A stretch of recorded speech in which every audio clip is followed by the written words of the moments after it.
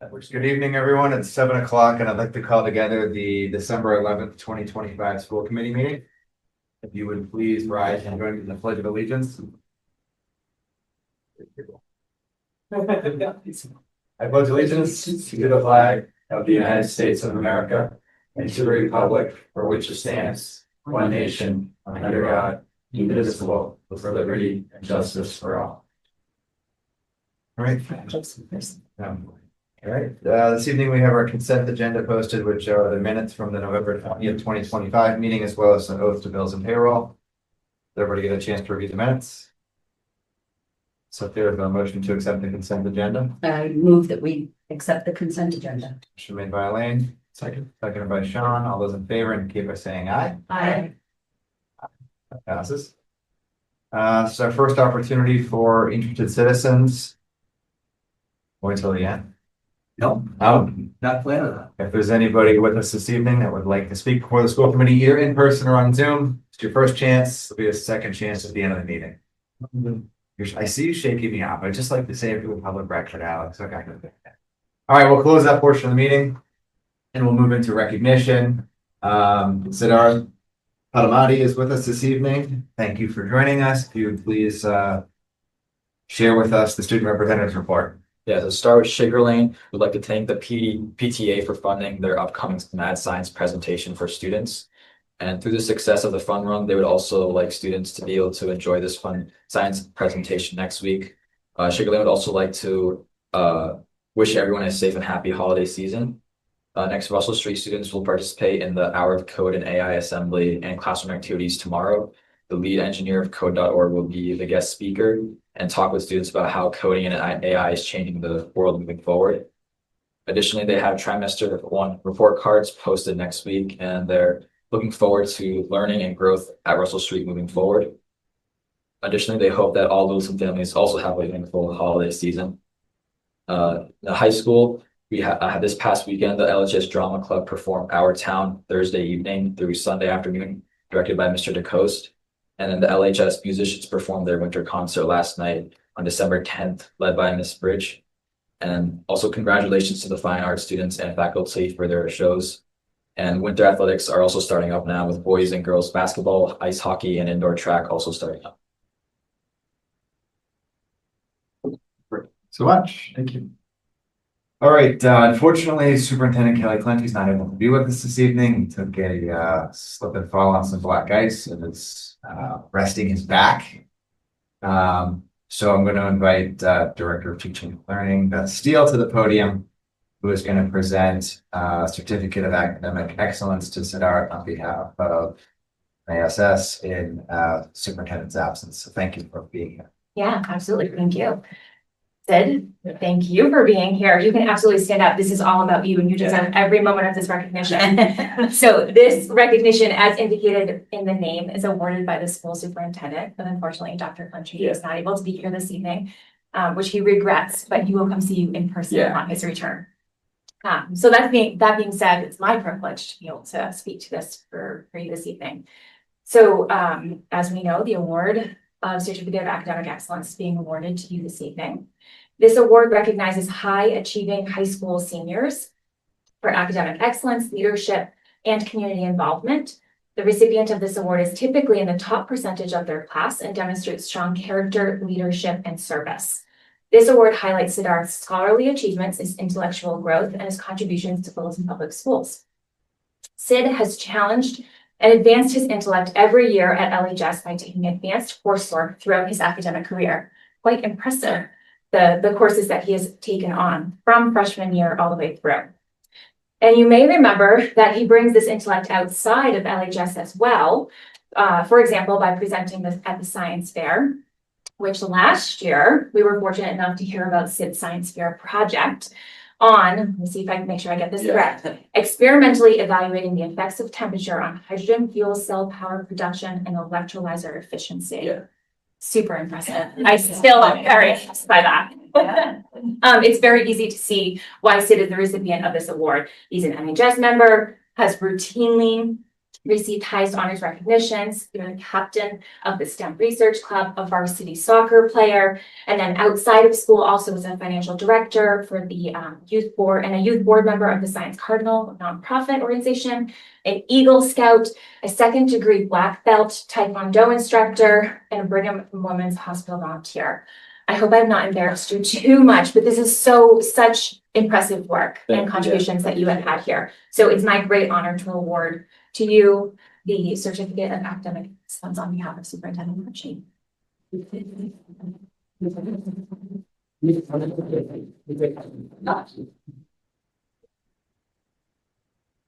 Open it so we can see. There you go. It's official. Just leave it in there. All right, here we go. 1, 2, 3. Thank you. Thank you. Congratulations, Ed. You must have a clone or something to really get off. Yeah. Not sweet. All of it's. Yeah, all right. Superintendent Clenchey usually offers some other form of recognition, but in his absence, we'll let that go. Others can feel free to join in tonight. If you think of anything, we have 3 presentations to cover this evening. The first of which is the athletics update. So I'll invite Athletic Director Mike Lynn to the podium to provide an update over the fall and winter programming. Yeah, good evening. Thanks for inviting me. Of course. So opening slide, not much there, but next slide. So as Siddharth mentioned, we did just finish up fall and we're transitioning to winter at this point. We offer 9 sports in the fall, as you can see there, at multiple levels, varsity, JV, and middle school. We had 9 sports, we had 17 teams, and we had 290 athletes, student athletes. And we played over 200 contests this fall between the high school and the middle school. Our fall participation, we do have some programs that are of concern right now as far as low participation. The number one being varsity football. Something I plan to talk about with Kelly Clenchey next week. We're going to sit down and have to make some probably tough decisions as to what we're going to do moving forward, because the trajectory of it isn't looking good either. But some of the other programs are very strong as far as participation.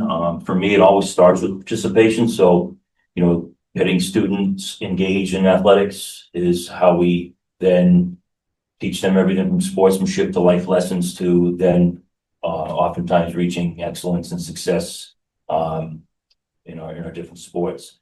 But like I say, most of the sports are strong. The participation is right where we need it to be in order to have the levels we'd like. But we're definitely not in a great place with the sport of football. And it wasn't all that long ago we had about 60 players, and this year we had 24. So we're not the only community seeing this, but it's definitely a concern for me. I was a football coach for a long time, but not sure what we can do about it right now. So again, we're going to work on that. Next slide, please. Our middle school participation, you can see we have 5 different sports in the middle school. Those numbers are very strong, obviously. Some of those sports even require cuts, which I don't love from an AD standpoint, but sometimes you just have to limit the amount of players on the team in order to keep everybody having playing time. But so there's our fall participation for the middle school. Next slide, please. Fall varsity records. We don't really gauge. I don't particularly gauge the success of a season on the record. I think most people do because you're used to watching sports on TV, and college and professional sports, it's kind of a business, and that's what they have to win in order to keep their job. You know, we measure success of a season. Did we have a positive journey together? Did we learn beyond the classroom? Did we exhibit sportsmanship? Did we represent our school and our town in a positive manner? These are all messages that we send to our coaches before every season, or in the formative stage of every season, which we just did this on Tuesday. We have a meeting with all of our student athletes in the theater, and we go over all kinds of information as far as what we expect from our student athletes. And so we look for our student athletes and our coaches to have a positive educational journey. But yes, we would always strive to be successful in terms of wins and losses. But you can see the records. I don't need to read them off to you, but I figured I'd provide those for you. Next slide. Girls soccer it's a thing in Littleton, boys and girls soccer. Soccer is very popular in Littleton, as most of you likely know. Our youth soccer organization is incredible with 400 to 500 Littleton students or Littleton kids playing every year. And then that feeds into the high school program. Are very strong in the sport of soccer in boys and girls. Our girls were fortunate to have the best season they've ever had in the history of sport. They went all the way to the state championship game. They won the Final Four for the third time, where they made it to the Final Four for the third time, and that's a trophy round for the MIA. So we'll be adding another girls soccer trophy to our cases if you come to the lobby at the high school. They made it to the state championship game. The other team scored with, I think it was like a minute left. I can't remember exactly, but you know, it was hard, but to get to that point, and town was very excited about it. Littleton Police, incredibly supportive of us. I asked them to help us with some escorts in and out of town for some of those games that were headed to when we were headed back from the Final Four and headed to the state championship, and they were great and helped us do that. And the players and the coaches really appreciated it. They said how much fun that was. So that was pretty cool. So far, we've had a couple of our student athletes sign to continue their athletic journey. We have Audrey Doyle, and again, you know, we had a very strong soccer team. So here we are with a couple of our girls that are moving on to play the collegiate level. And Alex Corey, Audrey going to Endicott and playing, and Alex to St. Michael's. So we're proud of that. We're a week and a half into the winter sports season. We do start contests tomorrow. We've got girls basketball at home, boys basketball away, and ice hockey away. I do see some new members of the school committee, so I do think it's important that I maybe cover this with you, that we have 12 sports available to our students in the winter. They're not necessarily all our own sports, though. We do have co-op arrangements or agreements with some neighboring schools. It really allows us as a small school district. I think this year we have 460 students at Littleton High School. So we're very comprehensive for a school that size, but we don't necessarily have every sport under our roof. But it does work out quite well for us. You know, we have boys and girls basketball, boys and girls indoor track, boys ice hockey, and you can see all the levels that we have for those different sports on the slide. Girls ice hockey, we've had this in place for well over a decade at this point. We're very fortunate to send our girls to Westford Academy. The next slide has the numbers. I want to say it's like 5 or 6, and it's typically around there. Obviously, you can't have a girls ice hockey team with 5 or 6 girls, but it's been a really good partnership with them. We're fortunate with the swimming and diving. I think we're at about 7 over there right now, and that's with Bromfield. Boys and girls alpine skiing with Lunenburg. We've been doing this for a number of years too, and gymnastics as well. So a lot of these co-ops don't have a lot of student athletes participating from our school, but we're able to serve all of our students with the sport that they want to play for the most part.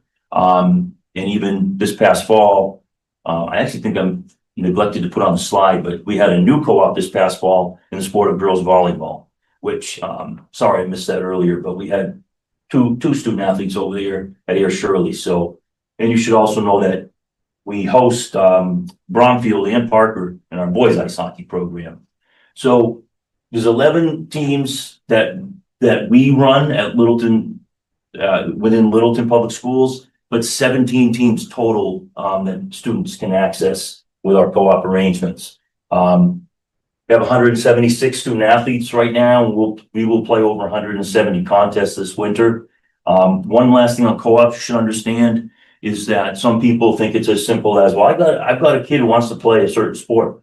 Can you go to this school and play? It's not that simple. They're 2-year agreements with the MIA.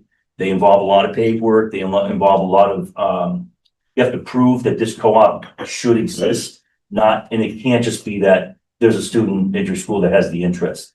The host school has to have the need. And in these situations, you know, most of these situations, year in and year out, that host school would fit that criteria that they have the need to bring in students in those particular sports, because they tend to be specialty sports.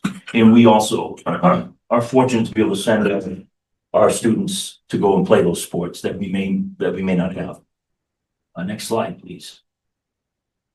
This is participation, a little preliminary right now. I think this has changed a little bit because we're in that formative stage. For instance, like boys basketball, I put 21 because when I put this slide, in since Dallas, it was 21, but it's up to 24 now. Girls basketball, strong in 19. Boys indoor track 38, girls indoor track 20. You can see our ice hockey numbers, what I was talking about there. That number is down. We're typically in the mid 30s. So that number's of concern for us. But of that 24, in the parentheses there, what that stands for is 16 Littleton, 6 Bromfield, and 2 Parker. Just so you know the makeup of our cooperative team. Ice hockey is an expensive sport to run. Steve's nodding his head saying, yeah, it's expensive to run. Yeah. And so, we boost the numbers a little bit and help with the budgeting for those athletic fees coming in. But and then girls ice hockey, like I said, we've got a handful of girls going over Westford, and you see the swimming and diving and all those different numbers. I mean, alpine skiing is 2. Actually, I think it's 1. One of those student athletes was unable to do it. So sometimes it's very, very small numbers of kids that are going over to another school to participate in those co-ops. Should touch upon that unified bowling. We're in our, oh boy, I think this is our 3rd or 4th winter doing that. It's been great. We're one of the only schools that does this. A lot of schools do the unified basketball, and a lot of schools do unified track, but we were looking, and then they take a break in the winter because the winter's tricky. It's hard with facilities and the weather and everything, but we came up with this unified bowling idea. It's been great for those students, and we're back doing that again this winter. At the middle school, we don't have a lot of offerings in the winter. We have boys and girls basketball, and as you can see, the participation numbers, you're not accessing a lot of students with your winter numbers at the middle school level. Just it's hard to do because it's all facility driven typically. Just to keep everybody, I guess, informed about, participation trends. I've already mentioned that any athletic director, we're going to talk about participating first and foremost, and, seeing that our programs are hopefully healthy with students wanting to participate. I think I have 8 years up there. What I'm trying to demonstrate here is what I call the COVID effect, and I don't really like addressing it, but we have to acknowledge that, prior to that, we were at like 69 to 70% participation. Through that, we were below 60. We came out of it, and we've been in the low 60s ever since.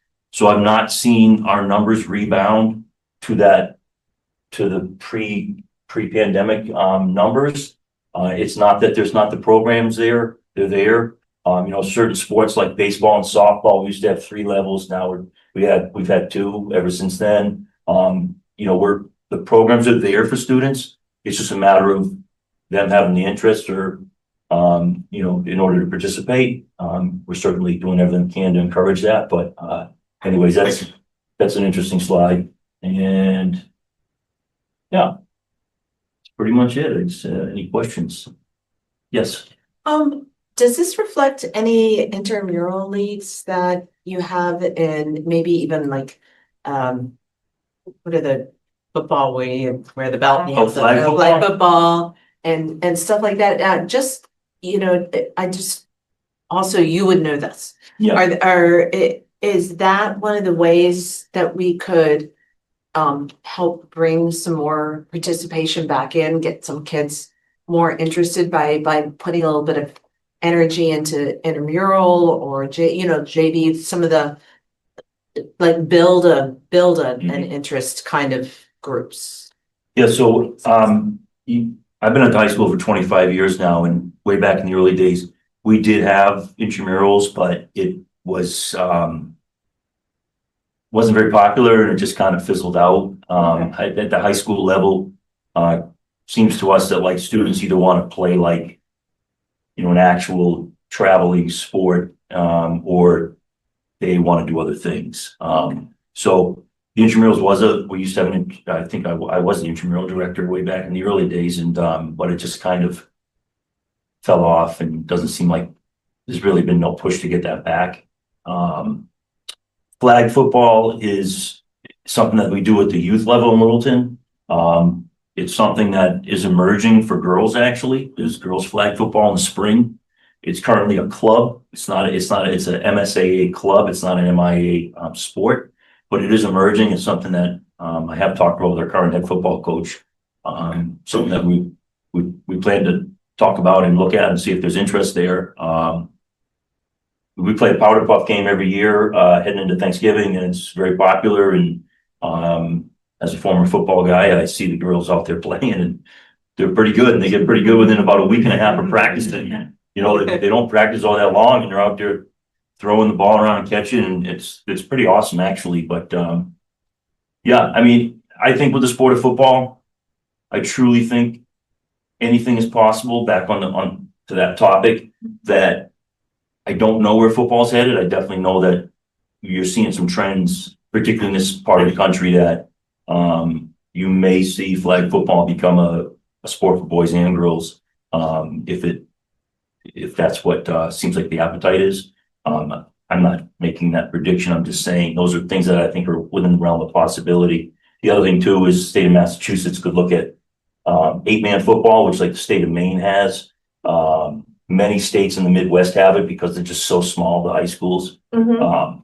And then on the girls' side of things, yes, flag football is picking up momentum in the state, and that's a spring sport or spring activity, I should say. Okay. Yeah, I just was thinking in terms of, things we could do yeah, to offer up ways for kids to take part in sports without like big commitments. This is Right. fun, Right. and then they catch the fever. right. Right. Yeah. What would be the pros and cons of getting into a cooperative arrangement with another district for football? So that's the focus of my meeting with Kelly this week, next week, I should say. Yeah. I think we're at that point now. I've already had formative and early discussions with Air Shirley. That's our most logical school to do this with. We just want to see what Littleton High School's had football for 60 years.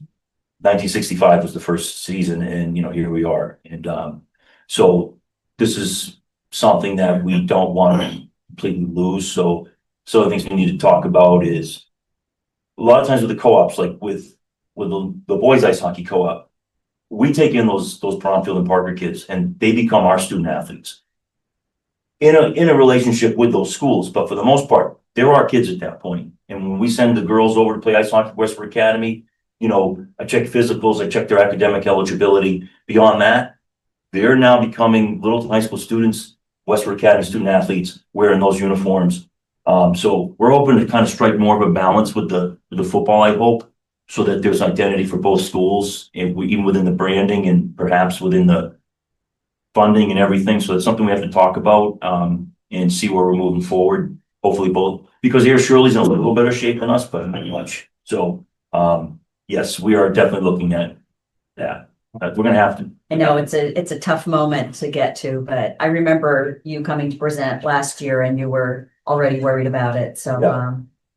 It's a tough moment. Yeah, it is. And, there's a tremendous appetite for the sport of football. Like if we had 6 home games this year, the September and October games there were a lot of people in attendance, the band, the cheerleaders. They are major community events. And we run a lot of night games. Every sport gets 4 at the alumni field that night. And soccer draws quite well. Field hockey draws some people, but nothing draws like a football game. And it just does. And Kelly came to the Thanksgiving Day game. I was talking and he was taking it all in. And he was, we were both saying it's just going to be a shame if we can't continue to have have football. But right now we just don't have the critical amount of kids that want to play. And but yeah, we're looking at that. Yeah. Well, good luck to you All with right, that thank you. difficult conversation. Yeah, Yeah. yeah, I think, oh, go ahead. yeah. Oh, I was just gonna say, so maybe Mike doesn't have to say it.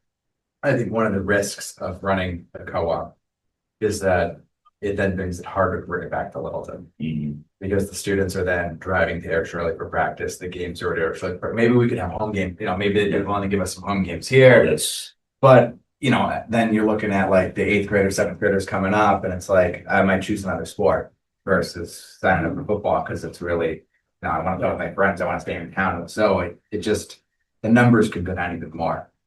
But you gotta do what you gotta do, and Yeah. if that's the only thing we can do, it's better to have that option for some students than to not offer it at all. Yeah. I was like, these are just like ticky-tacky questions, but I'm just kind Yeah. of curious. During the co-op, do they pay, like when we send the girls to WA, do they pay the WA fee or do they pay our fee? no, there's a business side to sports, Yeah. 100%, sports are expensive to run and, all of our co-ops, whether we're the host or guest, they pay the fee to the school district. So Bromfield and Parker kids pay our fee to us. Mhm. Our girls pay the Westford Academy fee and so on and so forth. Our girls played the Air Shirley fee when they went over there for volleyball. Right. So with the football one, even though technically it would just be a co-op as far as the MIA is concerned, what I'm hoping to maybe get more close to is more of a merger with Mhm. Littleton and Air Shirley. And it's always with the hopes that both schools would be able to go back to being Right. self-sustainable. Yeah. And so football, whereas most co-ops, you don't have a program that's kind of, going out of business and then you join. Most of them are, a school has the sport and the school does not have the sport and you bring them in. So this is unique that two schools, Air Shirley's in a little better shape than us, but not, their numbers were in the 20s or high 20s or whatever this year too. So they weren't in great shape, but they can move forward. But this is unique that you talk about a sport we've had for 60 years, and I think they've also had it that long too. Right. I mean, they've had, I don't know how many of you know about the Morris brothers, but I mean, they've had guys go to the NFL from Air Shirley's program. So, but their program, same thing. They've seen a dramatic decrease in participation. And, there's a lot of sports to choose from, and there's a lot of information out there, and people are nervous about head injuries, and as they should be. So these are all things I think that contribute to where football's at these days. It's still the #1 consumer product by a lot, but as far as people want to watch the Patriots and everything, but at the high school level in New England, we're not alone. Seeing this in a lot of communities. In the v8 game, do they shrink the field? They do. Most of the time they trim it down. I believe it's just the width is trimmed down. Yeah. I think it's full length, but yeah, it came up for a rule change. The rule change proposals come up every 2 years in the MIA and they get voted on by all the member schools. It came up for I believe the first time ever, the last rule change. So it's real, and if there was 8-man football, we would move forward. Yeah. We'd be okay. Because you take 2 linemen off and 1 skilled position player, and you don't need large rosters to do it. And it's real popular in places like the Dakotas, Nebraska, place where you see really small communities, maybe not in land mass, but population wise. Sure. Yeah. Did you say we're in a position to have girls flag football this spring, 26, or it's something that we're targeting 27 or 28? We think it's coming. We're talking about it. I talked about it with the current head football coach, and he was interested. I said, Okay. hey, this would be maybe if I was still coaching football, I would want to do this. Yeah. Because it looks like fun to me. And I know some schools are doing it. Right. Would it be something? Well, the hard part is that, spring is a huge participation season for us. How many girls would be interested in doing it? They can do it if they're running, because it's a club. A girl who was, say, running track, she could also do this. If you made it a sport, they can. Right. 1 sport per season, bona fide. But Yeah.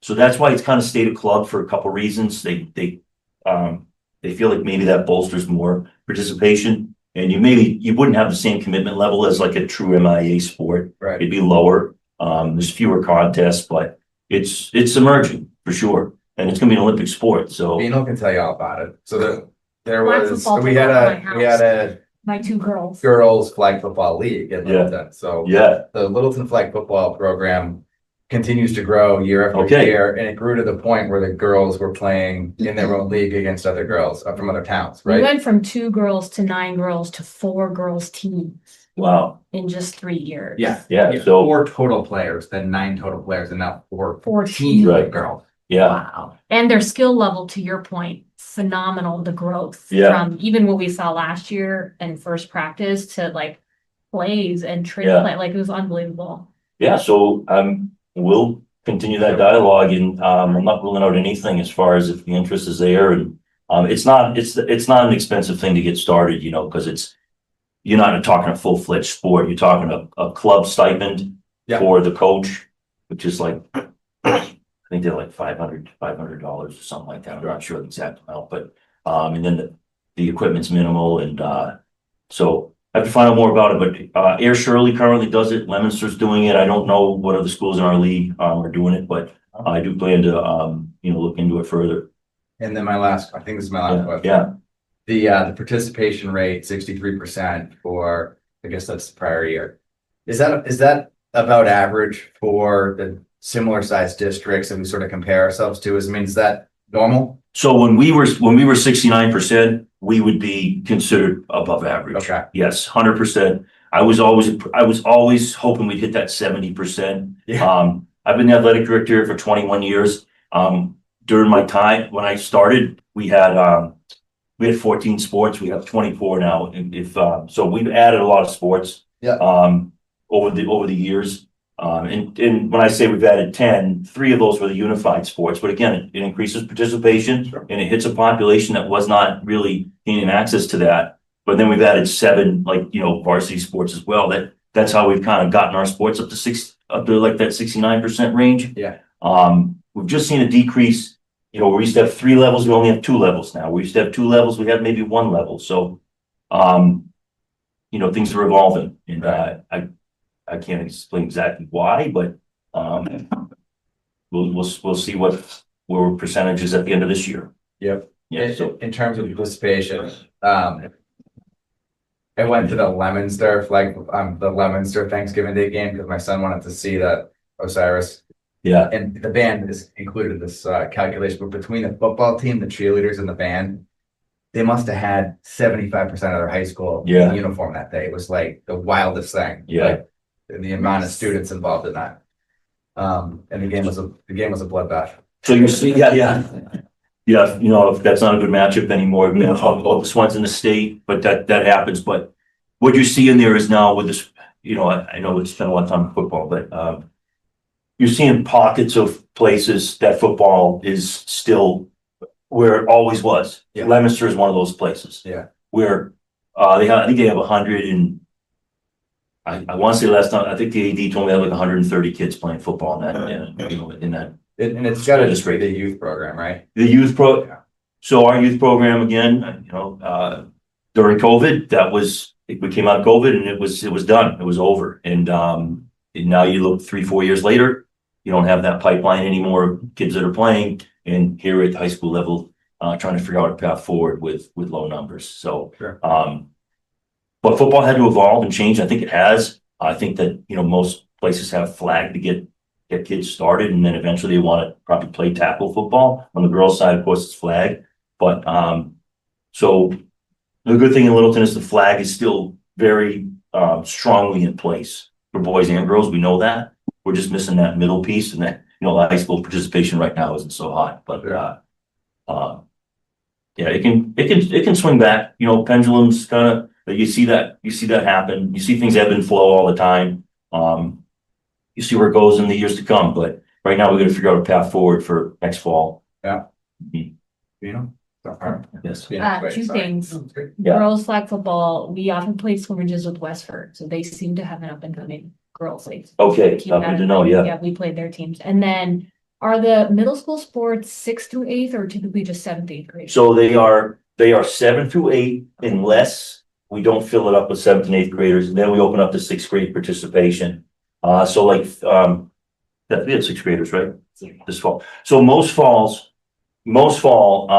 we've needed 6th graders to fill up the field hockey program down there. So we did that this fall. Soccer, we were we had to make cuts in soccer, so it's 7th and 8th grade, we're gonna prioritize those kids. Yep. So yes, it varies. Okay, and then in the spring, is there middle school baseball and softball or? Great question. So baseball and softball, two of those sports that we always had 3 levels, and 3 levels is what you want, you know, to keep kids playing at a developmentally appropriate level. Came out of COVID with 2 levels and made the decision to go JV and varsity because the town has, you know, up to 8th grade, and then utilize 8th grade waivers as needed to fill up the JV roster. Well, that 8th grade waivers turned into 7th and 8th grade waivers, turned into basically predominantly middle school kids playing at the JV level. And we made the decision after last season that we're gonna go middle school and varsity. So middle school baseball, softball is coming back this spring. And so, pardon me, and logistically, that's not great for us because of the fields. We only really have 1 baseball field and 1 softball field now. They're awesome fields, which I'm gonna there's one thing I want to touch upon before I finished up here as a new baseball field, but so instead of it was more of a logistics piece, and also maybe those 2 or 3 9th graders that aren't on varsity that by doing JV you keep them playing. But like last year, our JV baseball team was 100% 7th and 8th graders. They actually did okay, but in the middle school we didn't field a JV team, but we would have fielded a middle school team 6 through 8. Yeah. So we came through that season saying we've got to do the middle school varsity, and logistically it's tricky because high school baseball varsity and JV is played Monday, Wednesday, Friday, and middle school is played Tuesday, Thursday. And you really can't deviate from that because there's not enough officials. We got to spread them out across 5 days. But so we'll work. I'm already working with the coaches. We're gonna figure out field programming and everything, make that all work. But we will have, so this spring we'll have middle school baseball and softball, middle school outdoor track. So half of the sports we run at the high school will be available to middle schoolers. We won't have middle school boys, girls lacrosse. We won't have middle school boys, girls tennis. Okay.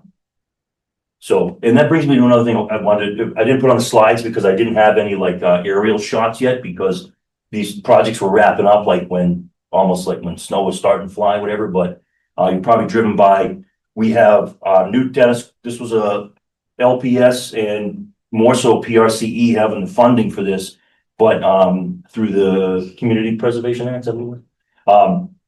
We have new tennis courts. I'm super excited about that. Those courts are right beside the middle school gym. We've had the least desirable tennis playing situation of any school on our schedule for all 21 of my years as athletic directors. So it has been not even close. For the first half or the first 15 years, we had 2 courts at the high school and 2 beside central office. So the team would arrive, couple matches would get played there, we'd get back on the bus with our kids and their kids and then drive across town. It's not great in any way, shape, or form. And then we struck a deal with that, the Weber property, where we have 2 courts behind there, but they're on private land. And we've had problems with those courts flooding. I don't think they were installed properly. So we were still playing in split locations, but we were at least not having to take a bus to get there.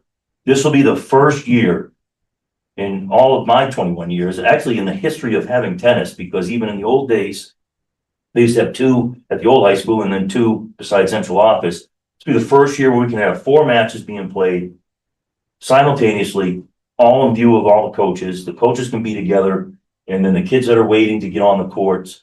So tennis is 5 scoring matches. We'll play 4 scoring matches with 1 scoring match left to play, and then we'll put exhibition or JV matches on the other 3. So it's going to be amazing. And repurpose the high school courts. They're still tennis courts, but they're going to be more pickleball orientated over there at the high school. That's going to be more park and rec program. And that's the better location for that because you can't disturb. There's really no neighbors there to disturb. You couldn't really do pickleball at the middle school because you've got a neighborhood right there on the other side of the arborvitaes. So those tennis courts, very exciting. Take a look at them. There's no nets up anymore, but we're really excited about that. I'm excited about next spring seeing those first match get played and all the home matches. And then the Whitcomb baseball field, which is the one over in front of Russell Street School, has been fully renovated. And essentially what we wanted to do was we We wanted to bring that up to the same specs as the Jet softball field, which is beside the turf, which came with the turf project as part of that funding. So the baseball field is, full fence, 40-foot backstop that contain the foul balls. And yeah, so in the spring, we won't be playing any high school sports at the high school. We run a shuttle bus every day, but we just figured it was probably just at this point, rather than just playing baseball up there, it was probably better to go all in at the other site because we're already running the shuttle bus and we have to do it in place. And then the other thing is about 3 or 4 years, a couple of years now, I don't know how many years we've been doing it, but we really solved all of the youth soccer and youth sports field issue problems because when we made the high school into a giant soccer complex fall and spring, we have enough green space probably for the first time in all the years I've been here to service all the youth sports, because the spring, it used to be really tricky. Baseball, softball, boys, girls lacrosse, and boys, girls, or youth soccer, youth baseball, softball, youth lacrosse, all competing for space. There wasn't enough. But there's still a baseball or softball field at the high school? There are, but they haven't been maintained in about 4 years. Okay, but that's gonna stay as it's. For now. They may be removed at some point if it doesn't seem like there's gonna be a major swell back to baseball and softball, and just you'd have more soccer fields. Because the soccer participation at the youth level is gigantic, off the charts. So you need green space for that, and so that's been a positive too. And we arrived at where we did with the Whitcomb Field because of the SOAR project going back, how many years that was ago now, about 3 or 4, I'm not sure, I can't remember exactly, but somewhere in that range, that once they made the discharge site, that was right where, into the outfield of the baseball field and in those soccer fields, so we couldn't use them. In that process, people decided they liked playing over at the Whitcomb Field because that site is just much more going on every day and just that's how we arrived at this place in time with that renovation taking place. John, Yeah. real quick, I just wondering, has Littleton ever had a wrestling program? Yes, had wrestling, had a co-op with wrestling, and the most recently that was in the Neshoba Tech, and there was one, we thought there'd be more, but there was one student who went over there and then he didn't want to do it anymore. And once you don't have any students to send that way, there's really you're not going to keep it going because you have to renew them every 2 years. So not having any interest recently in that, not saying it won't happen again. There are wrestling programs in the area that Littleton could join likely, because that is one of those sports that schools that have it a lot of times, the numbers would support adding a school a lot of times. Yeah, wrestle. It. Did any of the softball or baseball districts that we play, do they ever have night games? Or is that day sports only? Because I know we have the softball lights, but we don't use them for the varsity program. Well, we haven't had a spring where those lights were in place. Okay. They just got finished. Yeah. So there's the only town around us that has lighted fields is Hudson. So I do think they play, and they have a lighted baseball and a lighted softball. Okay. And I do believe we don't play them in those sports. We wouldn't be good. They're very strong in those sports. But they're the only towns around us I know of. And I think Marlboro has lighted baseball and softball, but most towns do not have it. It's a daytime sport. But do the ADs want a night game? Can you get night officials? Can night umpires? I mean, when they have the facilities, do they put night games on their schedule, or do they just not? I think they maybe put some on. I don't know how many. Schools that have the lights, they're not on our schedule typically. Yeah. There's only a couple of them. Lighting a baseball field is, I know that the Jet took 4 poles. I think lighting a baseball field would take as many as 6 poles, I think, to do it right. It's a pretty major endeavor, and you light a rectangular turf field. We use our turf field: football, cheerleading, boys soccer, girls soccer, field hockey, boys and girls lacrosse. you're at 7 sports. We use it for baseball and softball. Since we got the turf field, our baseball and softball teams don't start the first 2 weeks in the gym anymore.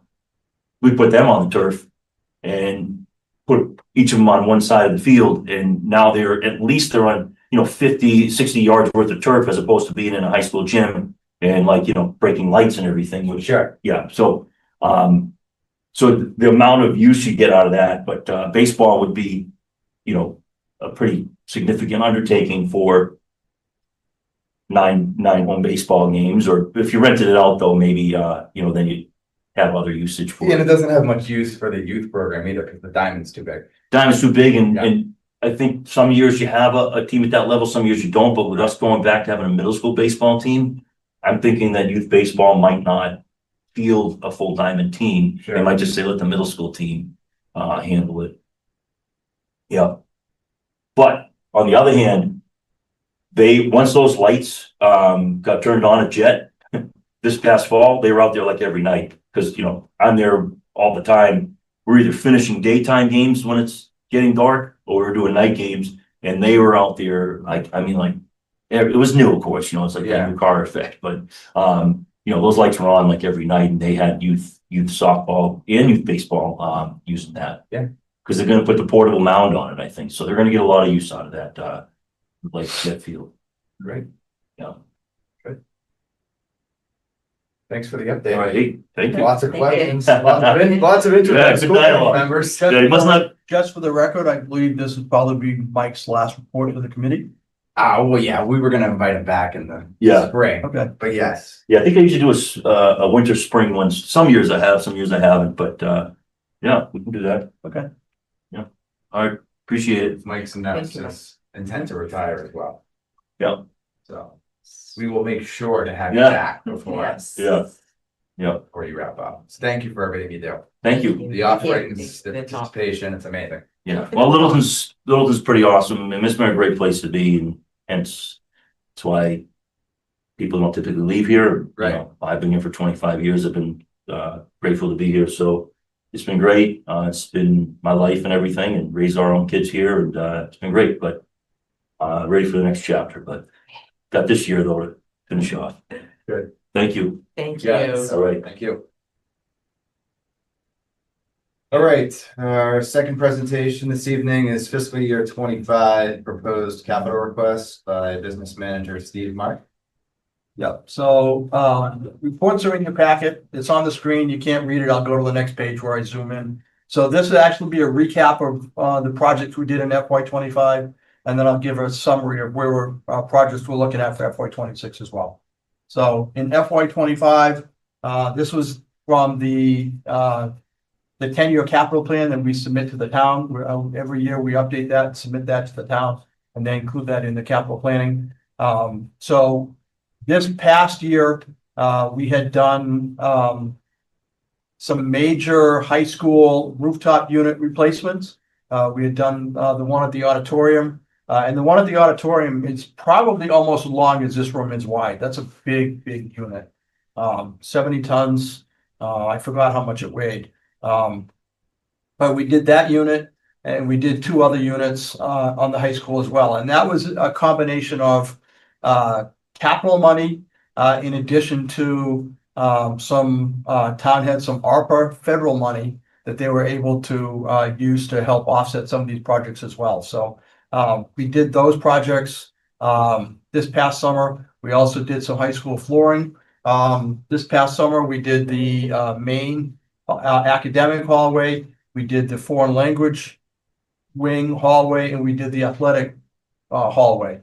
Put down new flooring down. The flooring there was starting to deteriorate and showing signs of wear, so we had that replaced. So those are the big projects we did last year.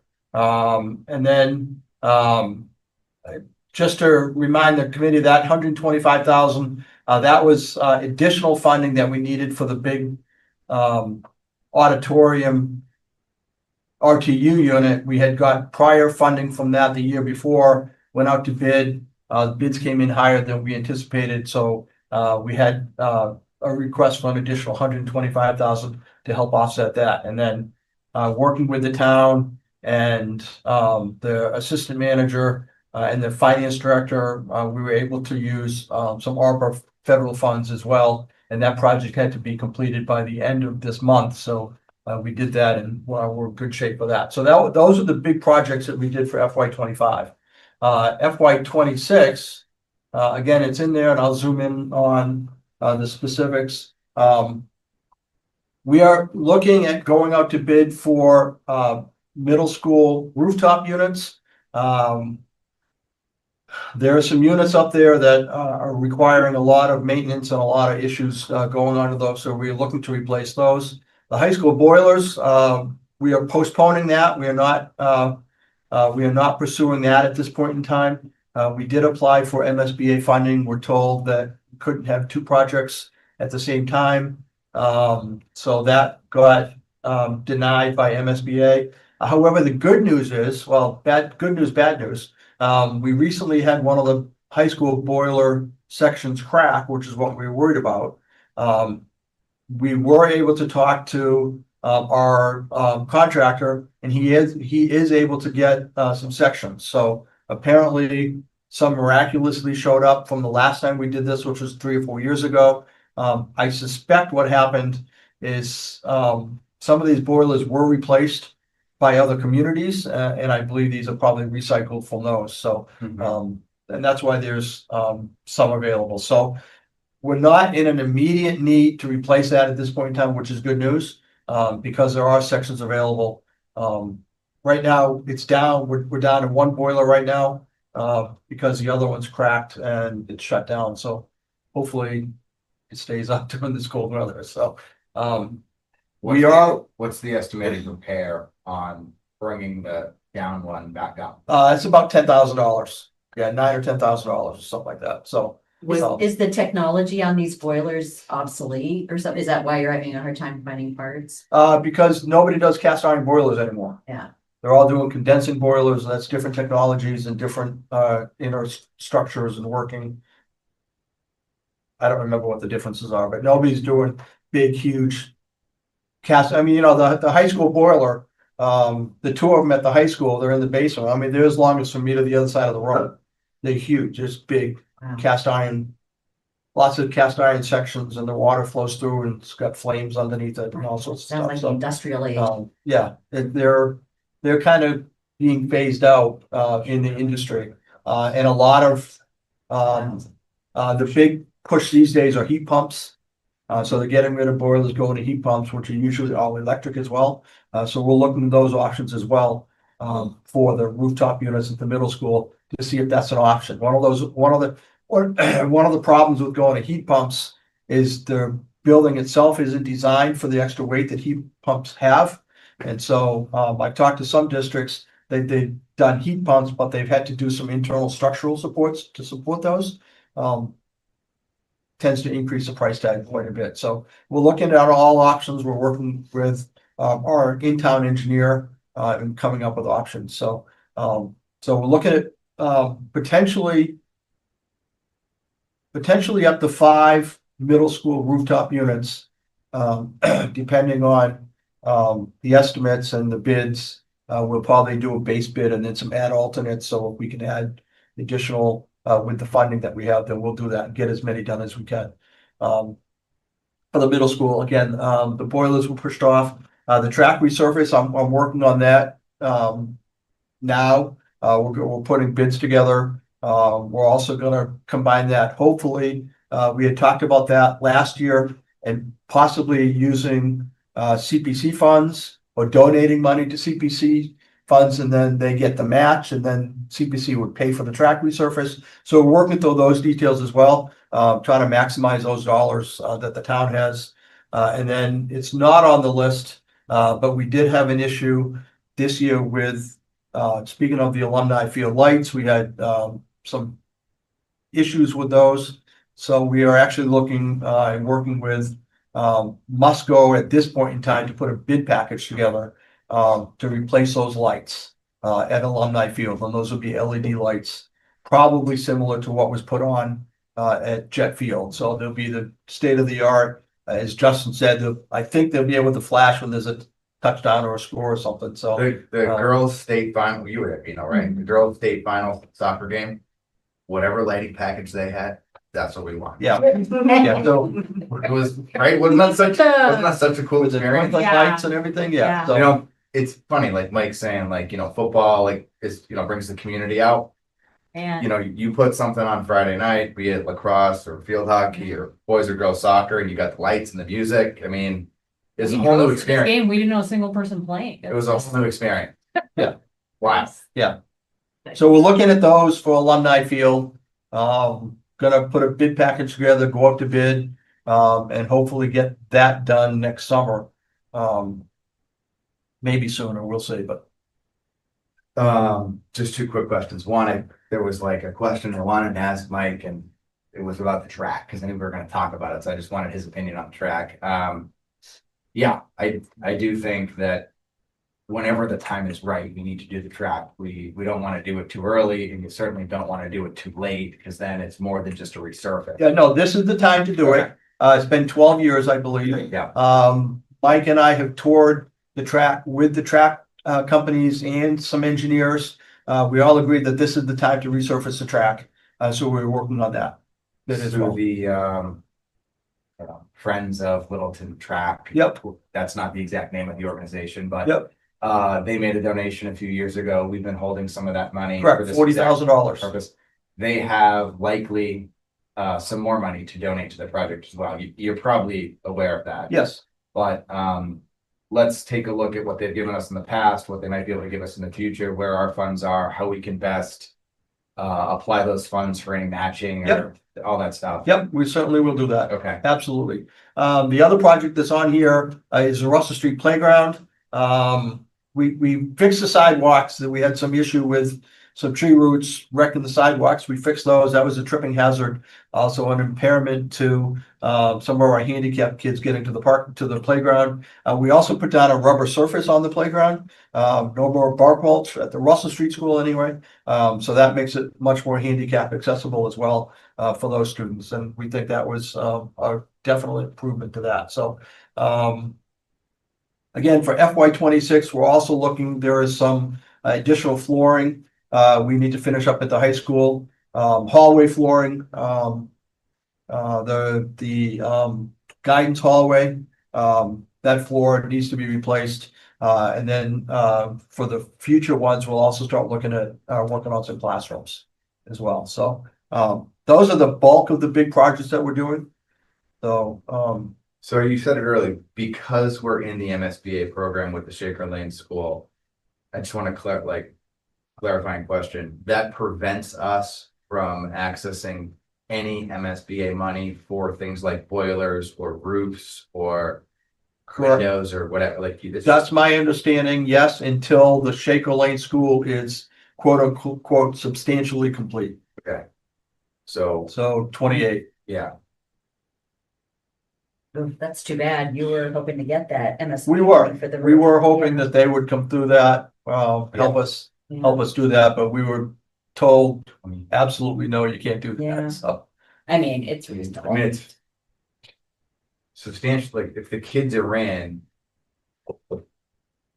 August of 29, right? John?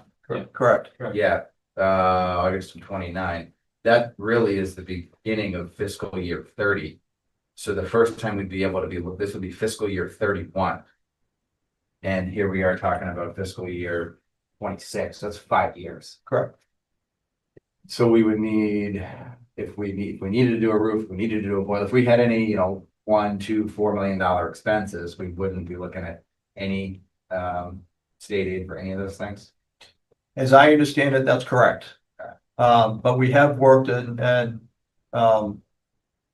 those conversations had been part of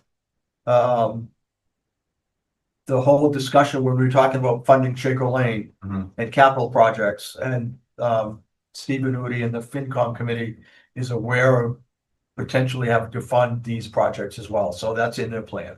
I don't remember all the details, but it is being discussed by the town as well. And I think our part of that plan is to apply every year, as so long as we would be eligible. Yeah, so if we're not eligible, there's no sense in applying, Correct. but if we're eligible, we said, we'll apply, and eventually we hope to get in. Correct. There is a chance that Shaker Lake might participate. That's great. Not that it helps a ton, but it could help by you. Good. Or they change the rules. Correct. Okay. So Thank you that's, for keeping on that's all top I of have, this. so. It's great that we're maintaining our assets and not letting them fall into disrepair, so it's. Not every district is so diligent. No, I I'm can grateful tell to you stories I've heard from other districts as well, but. Yeah. I mean, look, we have a maintenance program with a company that we've, been dealing with for. I've been here 19 years and they've been our contract. We go out to bid every 5 years and they keep winning the bid. So, they're, great company to work with. They understand our systems, know our buildings inside and out. And they do a great job maintaining, preventive maintenance as well. The contract we have with them is a replacement, so if a motor goes, a pump goes, it's on them to replace it, not us, because it's part of the contract, so it behooves them to maintain those, to be running as efficiently as possible, so. So we have a great working relationship with, that contractor. Thank you. Be glad to answer any other questions or provide other information. This is outstanding. Thank you. So there. Thank you. All right. Thank you. You then want to take us through the year-to-date budget report? Yep, let me pull it up.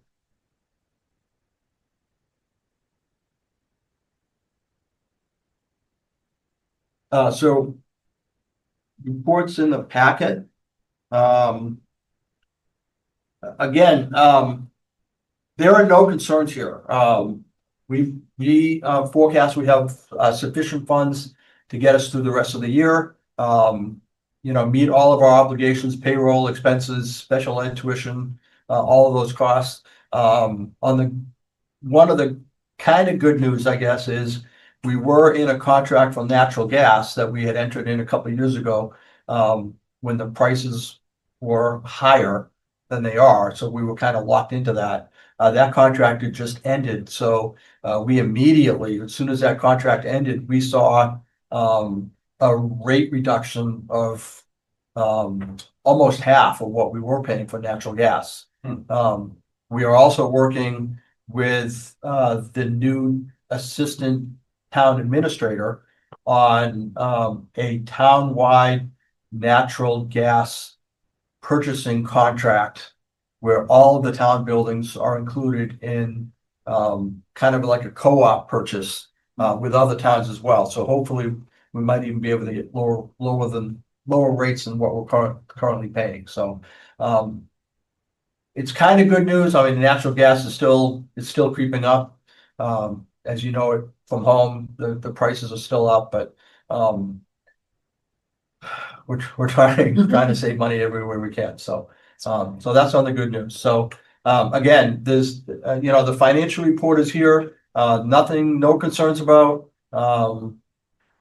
There are no big unknown expenses that are coming down the road that we're aware of at this point in time. So we'll be in good shape. Good. Any questions for Steve? Great, thank you. Great. Thank you. All right. Thank you very much. All right, we've got one piece of new business this evening, which is an update from the superintendent search subcommittee. So I'll ask Clerk Elaine and member Sean to present the three options. It's 3 or 4, 3, I guess. 3. Yep. Or 4 with 3 options. What Yeah, it's on- I'll read it as the agenda says. The 3 options for the school committee to consider regarding the engagement of our superintendent search firm. 3 firms, 4 options. Yes. Awesome. Good.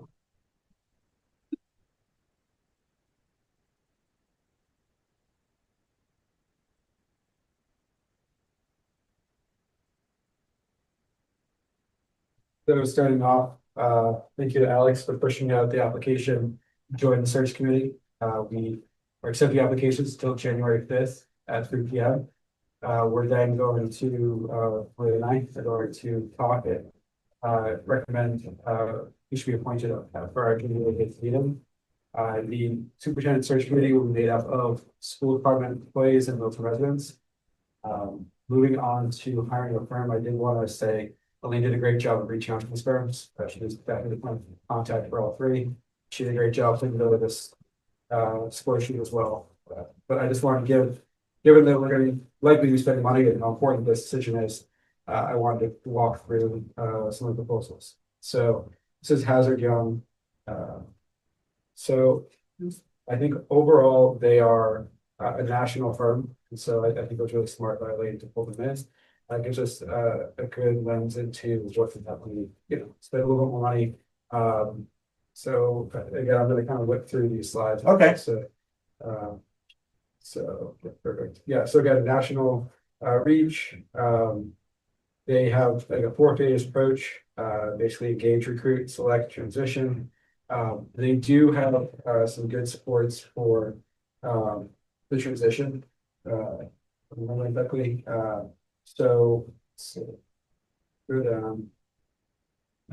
go down to the select phase. We will want this in the record so if people want to see it. Okay. So yeah, so they will help us planning timeline for the committee, focus on interviews. They'll help us with publishing reports for the community. And then if we keep going, I think the big piece with them, again, is their national reach, so they can recruit a bigger pool of applicants. I think the debate is whether or not that's always good. I think sometimes, we've discussed perhaps we want someone that has Massachusetts experience. So is it valuable to have a national reach? We can debate.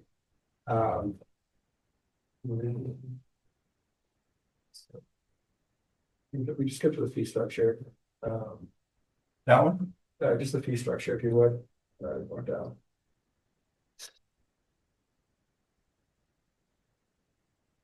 Right, perfect. So you'll notice between the three, this is definitely the most expensive. They come in at about 25 grand.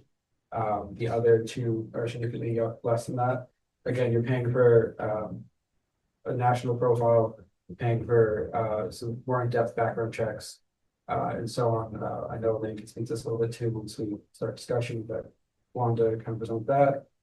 Please go to the tentative timeline. It's a couple of slides. Sorry, he jumped on it. Perfect. So I think this is likely going to be timeline for most of the options we have, right? Right now, Elaine and I are setting up the search committee in December. January, we would start the process of understanding what the community wants. The application process would open up. And then by March or April, we would be able to have candidates recommended to the full school committee and move forward. And then we skip down to NASDAQ.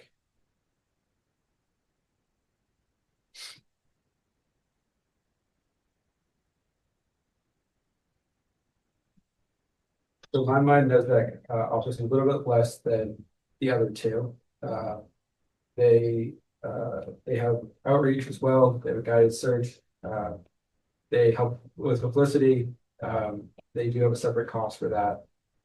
They estimate about $3,500 to $5,500. They have an affiliate discount 20%, but so with the guided search, they would assign us a consultant. I think with all of these firms, that's roughly how it would work. And then their cost would be roughly 12,000 to 20,000. I know the score sheet has that as well. So again, we would have an affiliate discount of about 20% as well. So so coming in less than HYA. And then the last one, I skip down to Mask. So Mask ends up being the cheapest option. They're 11.5. I would say that we also have an existing relationship with them. We have a local person that we work with, Alicia. So there's an existing relationship there, which is great. Elaine and I spoke with them. I've had a good conversation. I think so. Just a little background: Mask is Massachusetts Association of School Committees. They have over 160 searches they've done in the last 2 decades. It's a good experience, and again, they're pulling from Massachusetts mostly, which I think, from my point of view, is really good. they have extensive experience, as well. Like, for sure, also, they have a 1,200 person recruitment list. But I think overall, my viewpoint, and again, discussed, is that it feels like Mask is probably the best bang for a buck. I know this also is discussing related to a free option. I do think it's likely worth it to pay for the additional help. So again, something else we can discuss. But yeah, I wanted to have a robust slideshow so people can go back and look as we discussed. I'll let you take over. Okay. So you all have this side-by-side comparison. I thought that would be helpful so that we're comparing apples to apples. The proposals obviously are formatted differently, so it was kind of difficult to look at them without a score sheet. So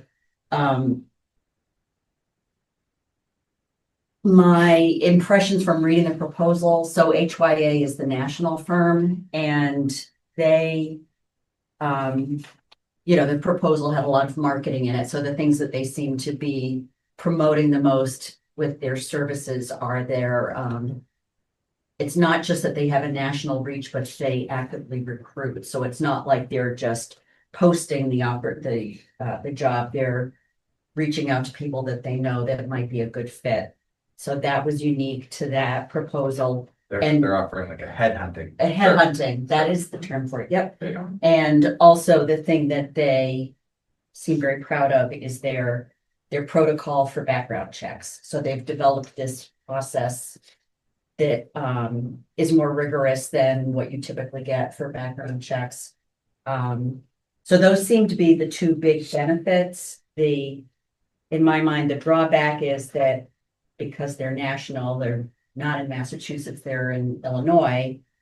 Our consultant, they do have a Massachusetts-based consultant. He's in Situate.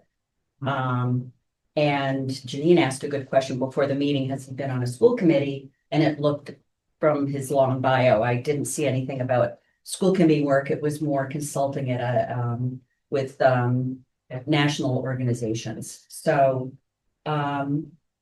that's a kind of a little more meat on the bone with HYA. NESDAQ had the briefest proposal, so it was, we didn't have quite as much information. They are regional in that they operate throughout New England. So our goal with these proposals was to find, one national firm, one regional firm, one state-focused firm. So, looking side by side with the others, they didn't provide as much. There's plenty of school communities in Massachusetts that do go with NESDAQ. These are the three that we've got proposals from are the top three that school committees choose in Massachusetts. Okay. And then we've got two options from the Mass Association of School Committees.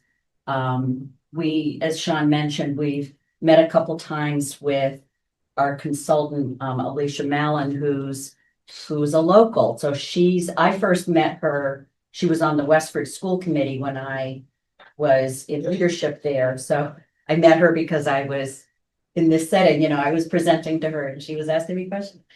She's now on the Neshoba Tech School Committee, but she is one of 4 field directors for MASC. She happens to be in our region, so this is just like a big coincidence that if we do go with them, our consultant would be this person we already know. And she spent some time with us with a detailed description of all of the steps that they would help us with. Some of it would be free. We would get technical support because we're a member. The full contract provides a lot more support. So you can see on the score sheet all of the X's, all of the things that they would provide for us. So they do, I was originally concerned, like if we go with a Massachusetts-based search firm, does that mean we're only recruiting within Massachusetts? But no, they recruit nationally. So, I don't think they've got the bells and whistles that HYA has, but they definitely post nationally. And one other thing to consider with all three of these search firms, paid advertising would be on top of their rate for proposal. So say if we put a paid ad in the Boston Globe or an Education Week or, you know, any number of journals, that would be an additional cost, about $4,000 per ad. So that would be on us to decide how much we wanted to advertise. So I don't know if you guys have any questions, you know, there's a lot more information. Yeah. I don't know how deep you want to go. I mean, what you just brought up, like, when one does a search, I mean, are there networks where everybody's just part of it and you can really like reach everybody through these networks, or do we need to put paid ads in? I mean, like, to be thorough and to. Well, they were recommending 2 paid ads, Okay, just to make sure we're reaching people outside of their network. so kind of add $4,000 to anything Yeah. we're spending here, except. Yeah, 4,000 per ad. Yeah, so Yeah, and that would be part of, you know, once we contract with a search firm and start developing our strategy, Yeah. the strategy would dictate how What- much when and advertising where. we want to Okay. do. Yeah. And my other question was, so staffing, I mean, I've met a lot of people from Mass Mhm. and they know Massachusetts. Did you get the feeling that HYA, I mean, they're very professional. Can we rely on them to understand the legal, the regulatory landscape here in Mass? I just assume there are things that we can and can't do, and I would lean on Mass for that.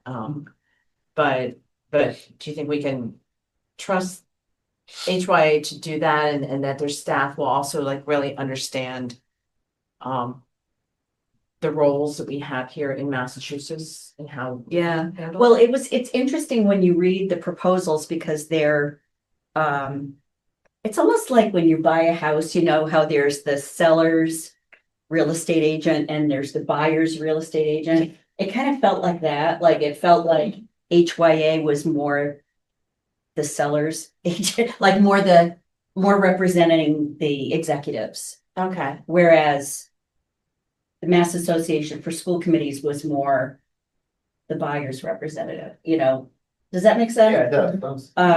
Like the things that they support us with and that they talk about are the actual steps that school committees have to take in this process. Like they get very granular about you do this and you do this and you do this, and the other proposals didn't get, even though they were very long, they didn't get into that level. They were more, promoting their reputation as, headhunters or their background checks, et cetera. But, the proposal that we got from Mask, which was also lengthy, goes through step by step with, how we would in January have a community forum where we would have opportunities to hear from the community. We would also develop a survey to send out to the community. So we would take the information from that, develop our vision for what we're looking for in a school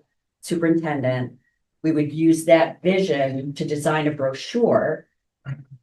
And Mask has a graphic designer that they use to design the brochure. So it's not the same brochure from every community. Like we would have our own branding on it and so forth. And then that brochure is what gets posted. And then they also develop an application. So say somebody sees the brochure, they reach out, yes, I want to apply, then Mask will have already helped us develop an application form that the candidates get sent so that it helps with, comparing apples to apples. All of the firms would screen resumes for us and rate them. They would help us with developing interview questions. When we talked with Alicia Mallon from Mask, she said they've got a bank of interview questions that are their favorites from when they've done this process with other districts, and we could pick the ones that work for our community, add our own, you know, and it's, we're still running the process. It's just that we're getting these supports from the search firm. If we go with full contract with Mask, they are the ones that interface with the candidates. So they would be arranging the interviews, they would be contacting unsuccessful candidates. That thing nobody ever likes to do. They would, you know, but at the end of the day, we would get the finalists as a full school committee to interview. And they will have already been screened. And so these will be our 3, 4, 5 candidates that we will interview as a full committee in open meeting.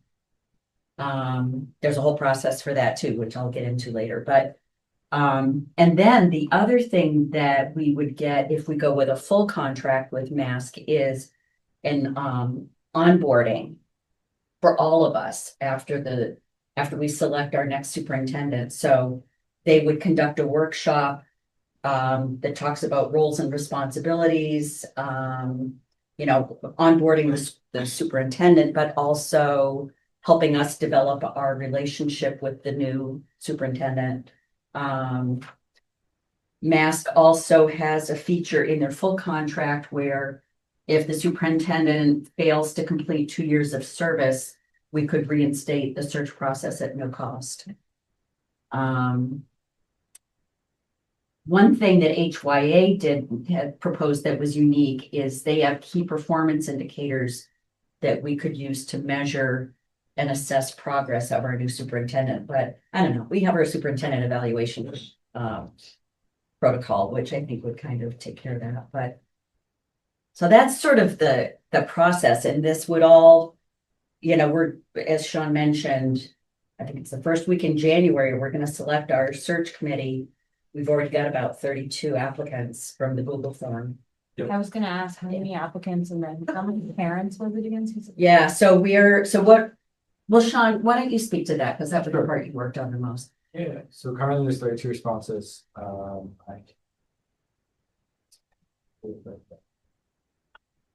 So And also, how many are you looking for? how many are like, so we're debating probably between 13 or 15, it's an odd number. Okay. Past that, we're not sure. It would depend on the quality of candidates. Okay.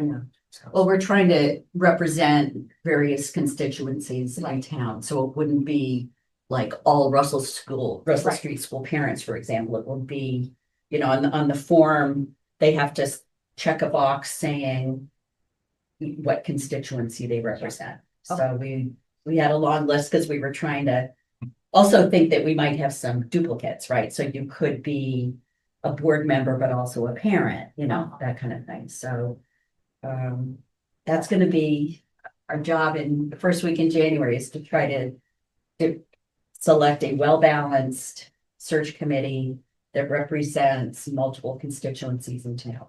Exactly. Yeah, so we basically had a category for each school, saying whether you're a teacher and then whether you're a parent. We also included parent of a child under 5, figuring you know, that ultimately the kids will enter the school system, CPAC, PTA member, central office, school administration, community member of a town board.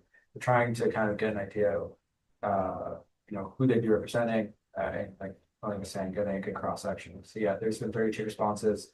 I would say that most of them have been parents or state residents, and probably could use more applications from school district. Any other questions? Yeah, there's a orientation that it says in the form. You want us to come to the orientation? That's just for the search committee, Yeah. so that you could. Yeah, this is, so the job of the search committee is to screen the candidates, and so the search firm will give us a list of names of people that pass their criteria. Yeah. And then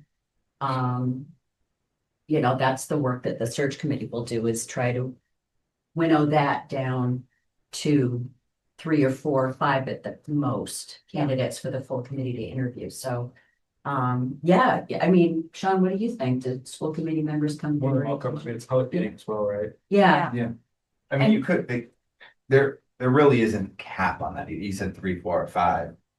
of finalists. Oh, finalists, Finalists. okay, yeah, cause I'm Yeah. thinking, geez, if they're presenting somewhere between 2 and 4, I mean, they should interview 6, 7, 8.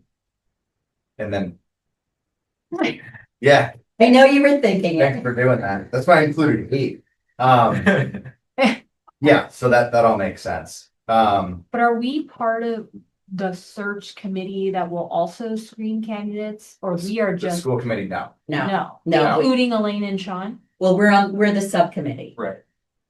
so, So one, there, It would include there us. should be at least one school committee member on the superintendent search committee. Yeah. What the 2 of them are responsible for doing is coming back to us next school committee meeting and presenting who they believe should be on the search committee. Yeah. And they might decide, their recommendation might be the both of them or Okay, one of them, and then here are the other 12 or 13 or 14 people. And we'll make that decision next meeting. got it. Okay. This meeting, what we're trying to do is select our path forward with professional help. well, and the other thing I realize now, this sounds a little confusing, so. We already get free technical support from Mask, and so we are using that. For the orientation for the screening committee. So that's the first question on the form is, are you available on January 20 from 7 to 8? Yeah. And that will be for Alicia Mallon from Mask to come orient the screening committee for the work going forward. Mhm. And so even if we don't end up going with Mask for the contract, she's providing this service for us through the free technical support because we're a member of Mask. Is it? Yeah. Okay. But I think to reiterate too, right, so yes, either one or both of us will end up on the search committee, but we ultimately decide who it is, right? We have to be the last, that doesn't mention the last 2 to 5 government candidates we have. Yeah. We make the final decision. Yeah, I think that we can't have a quorum until we're interviewing the finalists, right? Exactly. That's the problem. I'm asking questions about the process. Yeah. Because of it. Now, I know that today we're not doing no, I that, get but it. because it's helpful to know sort of. At which point in each part of the process, a school committee member is involved, because it sort of highlights. Where all these supports will come into Yeah, play, so so, that's the reason I'm clarifying So there should be school committee involvement the whole way. throughout the entire process. Because of open meeting law and all that good stuff, the heavy lifting is gonna be done by Sean and Elaine as the subcommittee members, but each decision will be made by the 5 of us. Yeah. Right. And we plan to present an update at every school committee meeting. Yeah. And also involve the full committee in making decisions. As Justin was saying, like along the way, like Yeah. tonight, we're hoping to have a motion to choose which search firm we're going to contract with. Other question about the search firms in the process where they help. Under HYA, it looked like, I had noticed that public relations and there were some other things that were add-ons. Like it wasn't included in their basic cost. Did you get a sense as you were interviewing, as you were talking to the firms? Like, what is the need for like public relations? I'm or- really glad you asked that, because I Okay. forgot to mention that, so. You may know that the school district contracts with JGPR to do the public relations for the school district, so sometimes we get these. Emails from JGPR, well, they actually send it to Kelly and then Kelly sends it to us. Just announcing, interesting things that have been happening in the district, but. They can also support us with PR with this search. Okay, So it's a little tricky because Kelly is their point person because, it's yeah, when the way Kelly uses them, it's through operations. And right, so this is the one and only time when we would be the point person because Kelly can't hire his own replacement. right. So that's, Sean, did you happen to talk with Kelly about, how, Like, do they have experience doing this too? I mean, I'm kind of, Yeah. Well, they would I'm also looking partner, for like, who knows what they're doing? right, well, they Sorry. would partner with the search firm to help us message the community. Okay, I think that would be the biggest goal okay, for them, right? To keep this, I mean, this is a huge part of this process is that, you know, we got the community paying attention now with this Shaker Lane Yeah. thing. And I think the fact that we've gotten so many people responding to this survey to be on the screening committee. Yeah. Like 32 is a much higher number than I was expecting. okay. We've got people's attention. We have a very engaged community right now. And so we have to make sure that we're messaging all the steps that we're taking to make sure that we're listening to the community, that the community is helping us develop our vision for what we want for our next superintendent. Like all those things have to be messaged. And so, do you want to say more about that? Idea though, right? You said that you were interested in building out a webpage for search. I'll let you present. Okay, yeah, so, we've, as part of our work with the subcommittee, we've been stalking other districts and seeing how they do this. Good, And, good. you know, one of the things that we've been noticing is that many school committees that are going through this process of a superintendent search develop their own webpage that's linked to the school committee webpage, that's linked to the school district webpage, that's linked to the town webpage. So it buries it a little bit. That may be a thing that we might want to talk about, how to not have it so buried, but I think we definitely should come up with a strategy, a plan for how we're going to communicate all of these steps to the community so that when we do vote on who our next superintendent is going to be, we don't have folks saying, why is this the first I'm hearing of this? Exactly. You know, We so, absolutely want the whole town to be sick of us by the oh time we're yeah, voting on well, it. they may be that already, but But that's all right. I mean, like, it's like, Yeah. please quit asking us about it. Just vote on it. yeah. Well, Yes. to that point, I discussed with Justin a little bit about creating a communication subcommittee. Sometime, I don't know, if we do that tonight or probably the next meeting. We can skip the agenda, but likely, you know, I'm trying to do this podcast. Justin was on the last episode. I think Elaine will be joining to talk about the search next episode. But just in general, like evaluating what the website looks like for the school committee, evaluating what our reports outreach are. Thoughts I've had, and I discussed with Alex, is that I'm gonna have a virtual office hour once a month, so like 7:30 to 9. Some people that, you know, can't necessarily get here, maybe they don't want to talk in front of the whole town. They can talk, you know, perhaps we have some kind of survey that goes out to the town, get an idea of things that they might want the school committee to do, right? So just something we can brainstorm. Justin, myself, and Kelly will likely be that subcommittee. Yeah, we can, that's a great idea. We're on full support of that. I would imagine we can make that official next meeting. Great. When Kelly's back. Lots of good ideas, lots of information shared thus far. In looking at the survey results of the 32 respondents, we're currently still seeking an applicant. Someone from the staff from Russell Street, someone from the staff from the middle school. All other boxes have been checked. The Russell Street parents are in the lead. Mhm. I noticed that, yeah. I guess what I would like to hear next is just maybe from the two of you, where you've sort of, because you've spent the most time on this, Mhm. where you think the best option for us is, and then we can, as a committee, talk about the pros and cons of those options, and then maybe try to land someplace that makes sense. Mhm. So, Yeah. I'm not sure which one of you wants to start. Maybe you could talk about who your favorite is and why. You're on. I can start if you want me to.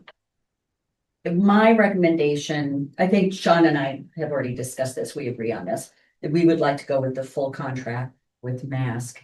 And when we met with Alicia, the way she presented it very succinctly, it's that with the technical support, we're running the search with their support. With the full contract, they're running the search with our input. Mhm. So it's just like who's got the bulk of the work, and there's a ton of work, you know, and I feel like what they're charging, the 11.5 seems very reasonable for all of the support that we would get. The other reason I'm leaning toward this, or that I'm recommending this, and Sean spoke to this earlier, is that we know who we're getting. You know, we already know Alicia Mallon. We know that she's very, very smart, hardworking. She knows all the ins and outs of this. She's done it multiple times before. She just finished up with Gloucester. What was the other one she was talking about? Beverly or something? Yeah. But anyway, this is what she does, and she's I like that she knows the Massachusetts communities.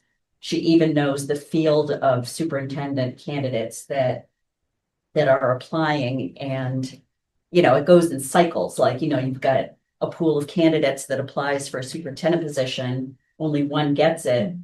And then that pool, you know, regroups and applies to the next one. So, you know, because she's local, she kind of watches all that movement and knows who's not getting hired for certain reasons.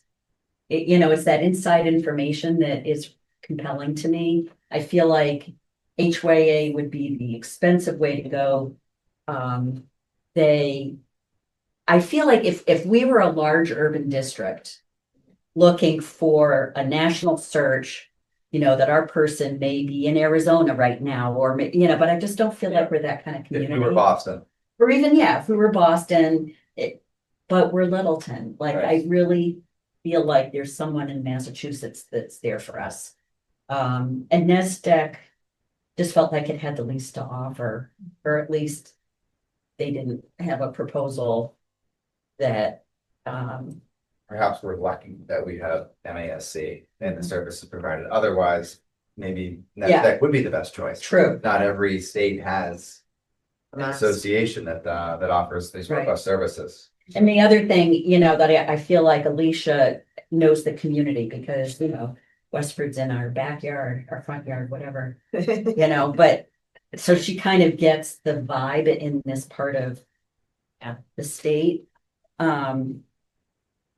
And, you know, I mean, she's on the school committee for Neshoba Tech. I mean, that's our region too. So, that I feel it's a little daunting to do it just with the technical support. Like, then we would be the ones reaching out to the candidates. We would, you know, just all of that. You know, I feel like it would be a more professionally run search if we had.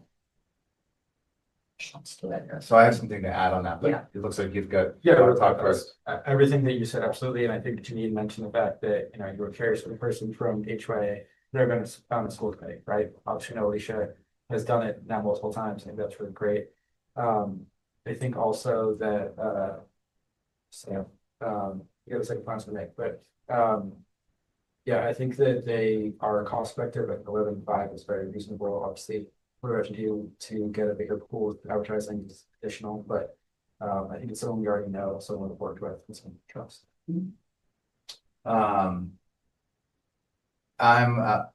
That's helpful, and I appreciate the recommendation. I personally, I'm sort of between the two options with the MASC.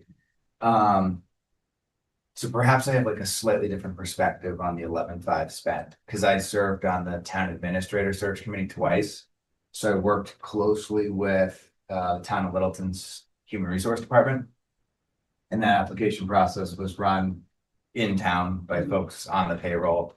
And I'd like to kind of speak to that and then talk about the differences between what we would receive at no cost, just our regular association dues, and then maybe what the 11.5 actually boils down to, because we need some help and the professional services are offered, but I want to look more closely at what we're getting for the 11.5, because all the things that you shared were great, but you know, Harvard just had a superintendent search. They selected one person. If those applicants are still seeking superintendentship, I can guarantee you they're going to see our posting, as well as others that are floating around. I'm willing to bet that this network of superintendents or assistant superintendents that exist in Massachusetts are pretty well plugged in to the MASC. And I don't think Alicia's not gonna share with someone that we're looking for a superintendent because we didn't stroke the 11.5 check. So I'm not sure like that a lot of those soft features aren't gonna come without writing the check anyways. So I guess in full disclosure, I'm advocating for not writing the check. And seeing if we can do this ourselves. And if by all means you can talk me out of that, that's Mhm. totally fine. But every dollar that we spend is a dollar that doesn't end up in the classroom. This is a super important decision, but if we can end up with the same candidate pool without spending the 11.5, why wouldn't we? So in terms of what they offer and what they don't offer, like I'll just run through this pretty quickly, like development of vision, including district needs and goals. I think we have that. I think we have a strategic plan. I think we've got a bunch of staff that's willing to talk with us. A bunch of staff's gonna end up on the search committee. And their discussions are gonna take place about where we're strong and where we need improvement and the like. Develop a timeline. It was already shared tonight that we have a timeline and that probably is the timeline. Define scope of search. I think that's naturally, I'm not sure what that actually means, but I think it's gonna kind of take care of itself. Recruitment through networks. That's not offered in either one of the categories here, but I think that's gonna happen either way. Like I believe that once the job posting happens through the various networks of superintendents, assistant superintendents, other districts leaderships, I think people are gonna learn about this. Distribution of the application form just interested candidates. I believe that the town of Littleton Human Resources would handle that for us. We're the ones, No, but we're not, you might remember when we met with Alicia, she recommended that, we we write the do all of 11.5 the- check. well, no, that we do all of the search ourselves and not go through the town human resources. No, Because we're the ones hiring the superintendent. we absolutely are the ones hiring the superintendent. We make the decisions. But there's no reason why they couldn't host the electronic link and receive. Oh, absolutely, but applications. they wouldn't be part of the hiring process. They could host stuff. I'm not suggesting that Yeah. they are part of the hiring process. Yeah. I'm not suggesting they have a seat on the subcommittee or they're involved in any of the decision making. I'm just suggesting that they could distribute the application. I think you might be getting there, but one of the specific points for me is the background check. That's an important piece Yeah, that they could do, that they might know through their network, right? Like they might know, well, again, what she said, might know why they didn't get another job, right? Yeah. Might be a little hard for us to parse out. That has some value to me. that's a really good point. So I was under the impression that that is likely a Corey running someone's criminal background, possibly running someone's credit. What else? Oh, calling the references, talking to other folks and, yeah, I mean, there's, You're paying for the inside information, some degree. I really- right. It's not just what you're talking about is the onboarding of a new hire, like Those things get checked before they get hired, but right, like it would be, yeah, talking to the references. And I mean- also, yeah, have you ever talked to references before? They're Yes. they're their references. right, and there's a trick to it, Mhm. like, if they're just saying general good stuff, that's not a good reference. If they're giving specifics, that is a good reference, and so you can kind of see through those, but I would prefer having someone who does this for a living be in charge of the background checks. And also they would be guiding us through the interview process too, so that there's it's a lot of work for a volunteer, I'm telling you, I have to. some thoughts. We all totally get that. Yeah, I mean, Yeah. we have jobs too, so it's, What's, you know, Well, what I was gonna say, Justin, I totally understand the point of there is a candidate pool and most likely, like you said, there's a traveling candidate pool, if you will, and internal candidates and whatever. And so if we did this option or this option, would we end up with the same candidates? Maybe. Would we end up hiring the same candidate we would have in either scenario? Maybe. But in this case, this is the most important decision for our committee, for this town, for this district. $11,500 after somebody stayed for 20+ years, the goal being, again, Mhm. 40 possible years, let's say in a dream, 30 even, for $11,000 to ensure not just that we got the right candidate, but that the process was done in the most high quality way possible. And I'm thinking back to school start times. I heard about that trying to get past years and years and years and years. And I remember talking to Kelly about it and saying the difference this time was the process, that we brought all the families were involved, all the teachers were involved, I mean, the data, the communication, all the things. And the way that that passed and we had community buy-in, same with Shaker Lane. I think the process was outstanding and the whole way through. I worry with the volunteer and how much work this is and just some technical assistance versus having a really high quality process. Though the result, we may end up with the same person, but that process, I think, is going to make all the difference in the community buy-in. For me, that $11,000 seems worth it for that reason. That's a huge point, I think. You know, like being able to, no matter what, no matter where we go, we know we've crossed every T and dotted every I. And I appreciate, I mean, I would love an extra $11,000 anywhere in our school district. But yeah, being wise about how we spend it, that was a great point to be. When you did the town administrator search, Mhm. how did that process go? Yeah, so I can share that. So the application goes out, right? Those that are seeking, those that are looking, I mean, it hits every search board there is out there. You know, roughly like 20 applicants came in, all right, and you know, let's say there was some turnover in that position, right? So perhaps perhaps it wasn't as a sought after job, or people didn't know what they were getting themselves into. Like we could have a high performing school district with somebody exiting after 15 years. They're, you know, select board was having their fights and whatever.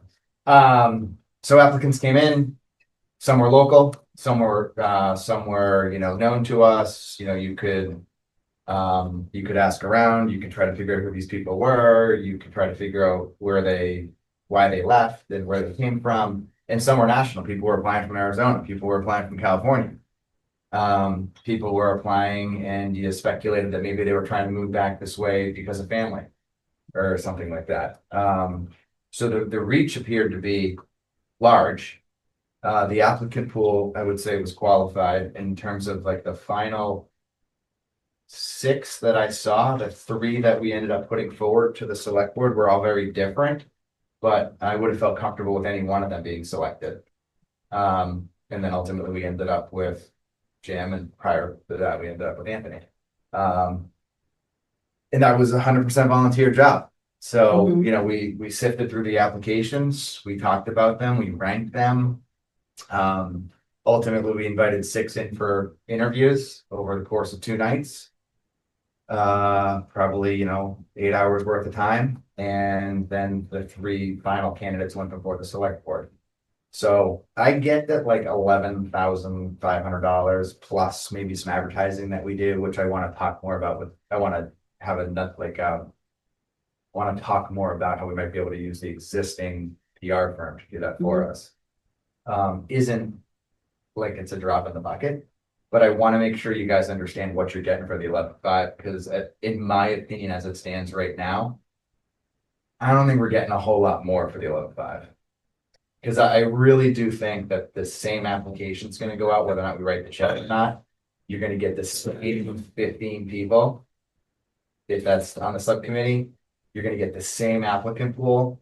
The community's engaged. I mean, I've looked at the names. I recognize a lot of them are interested in doing this job. MASC, whether we pay or not, is going to offer us a bank of questions that they believe have been successful. I would like us to create some of our own questions as well. I just want you guys to really like identify that the 11.5 is worth it, and these are the following reasons, and then I'm all on board. But right now, I'm still thinking that the 11.5 is not necessary, and the 15 people that want to end up on this screening committee or would be able to do it with the technical support and without the full buy-in. I have another question about Ernest. If we were to, even before we take a look, but if we were to take a look at the pool that we get from Massachusetts and say, we'd love to see a little more diverse, you know, like, can you cast the net wider and mask? Well, it goes on the internet, Help us so with it's it. cast as wide as it can go. Oh, well, I don't know who sees what, you know, I mean, like there are channels that stay in different silos, you know? So let me And rephrase do we that. break this- I see your point, because it goes out, so anyone that's looking would see it. But what you guys have talked about a little bit is perhaps maybe there are people that aren't even looking that would be good candidates. And I've already had some of those conversations. I had them down at the Cape and I've had them locally within various communities, like, oh, by the way, we're looking, so if you know somebody up and comer, or, you know, someone who's an assistant that's probably, you know, happy with their job, but I would want to make sure they would see our posting and give it a consideration. So yeah, I mean, you certainly can do that one way or another. There's also, Post the application, they come in, the screening committee decides we need to post again. You know, we need to do something differently because with this applicant pool, we're not interested in enough people. I'm like looking to mask for like, and where would we do that? That would be different and better than what something I could come up with. Yeah. But also, if we are finding some raw talent that might not have the experience, that I'd love to keep in the pool of who we are considering, I'd also love to have more experienced people help with that interview. Because I would love to have an applicant pool that includes maybe even people that have never been a superintendent before, but they have raw talent. And I guess I'd feel more confident if we had a little more support when doing that, unless you want to say like, listen, if they don't have 20 years as a superintendent, we aren't in a position to even move forward. Which is legit.